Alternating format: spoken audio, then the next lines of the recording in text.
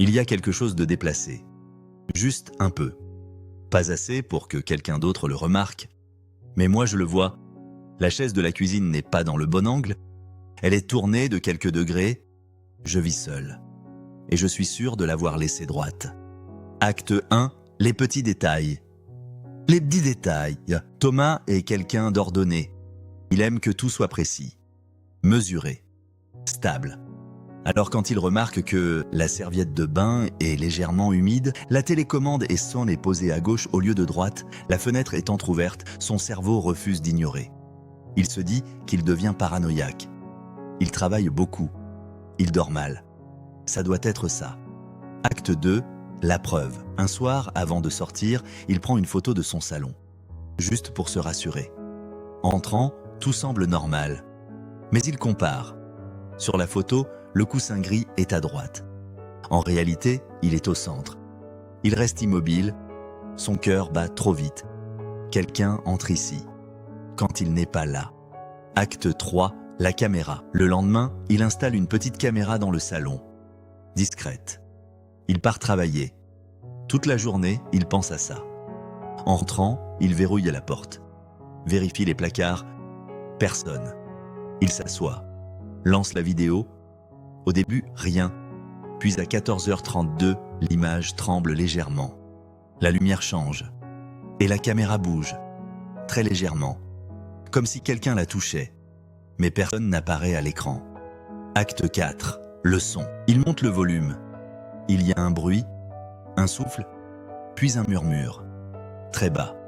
Presque inaudible. Il met un casque. Rembobine. Le murmure devient plus clair. Ce sont des mots. Tu es presque prêt. Il arrache le casque. Le silence de l'appartement devient insupportable. Acte 5, l'inversion. Le lendemain, il décide de rester chez lui. Il prétend partir. Ferme la porte. Mais reste immobile. Dans le noir. 30 minutes passent. Rien. Puis, un bruit. Dans sa chambre. Impossible. Il était dans le salon. Il marche lentement vers la chambre. Ouvre la porte brusquement. Personne. Mais le lit est défait. Comme si quelqu'un venait de s'asseoir. Acte 6, la découverte. Il fouille partout. Placard. Sous le lit. Rien. Puis il remarque quelque chose d'impossible. Un deuxième téléphone, posé sur son bureau, identique au sien. Même modèle, même coque. L'écran s'allume. Fond d'écran, une photo de lui, pris d'un angle qu'il ne reconnaît pas, comme si quelqu'un l'observait. Acte 7, le message. Le téléphone vibre. Un message de moi. Tu ne devais pas rester aujourd'hui. Il recule lentement. Son propre téléphone est dans sa poche. Celui sur le bureau vibre encore. Maintenant, tu sais. La lumière de la chambre clignote.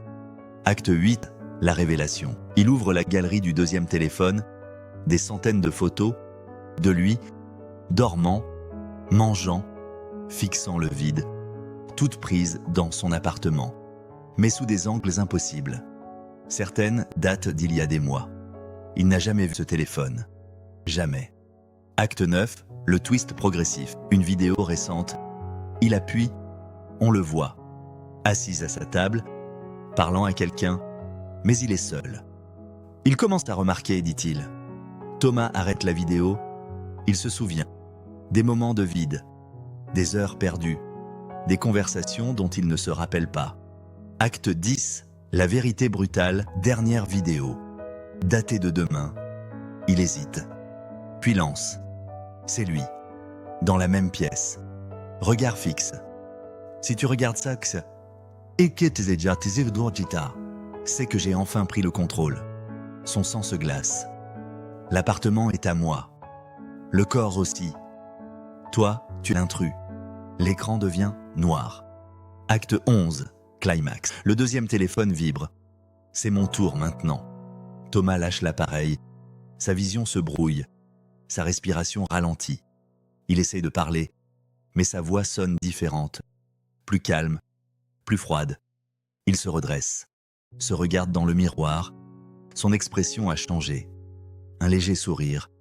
Il prend le premier téléphone, supprime la caméra, efface les preuves, Quelques jours plus tard, la chaise de la cuisine est légèrement déplacée. Mais cette fois, il ne la remet pas droite. Il y a quelque chose